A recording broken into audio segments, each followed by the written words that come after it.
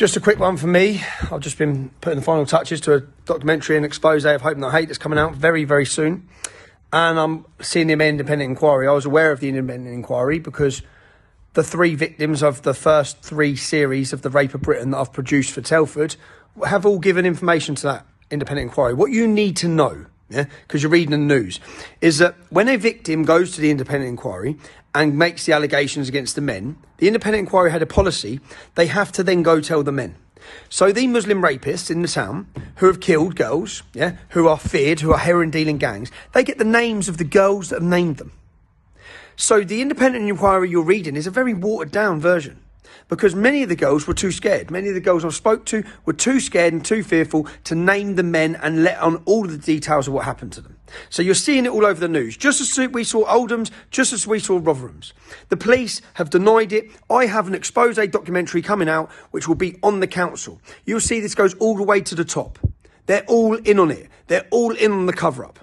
It's great that people are finally talking about it, but when you understand the damage that has been done to these girls through an unwillingness, a cowardice by police, a cowardice by politicians. I ask you all, our promo goes out tomorrow for the Rape of Britain, episode 4, okay?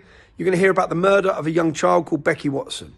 You're going to hear that the man who murdered her went to prison got 15 months for killing her. Then he comes out of jail and continues his rapes. He still to this day has not been prosecuted for raping any of the children in Telford. He literally acted with impunity because the police were not willing to prosecute. The first thing I believe the police officer said when the young 13-year-old was murdered was he said to her mum, "We can't make this about race."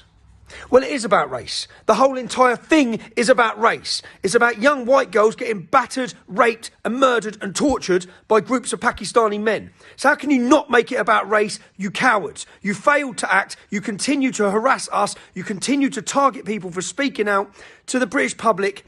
Make sure you follow our website, urbanscoop.news.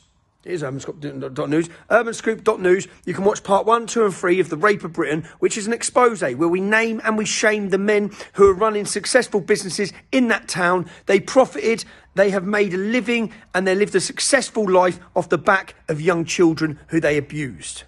Make sure you watch our documentaries and make sure you continue to spread the word. Speak up. Speak up and continue to speak up. Identify them for what they are. They're Muslims. Identify the reason why they're doing it, because of their view of non-Muslims. It's religious, it's racial, it's all of it. And the cowards are still hiding from that fact.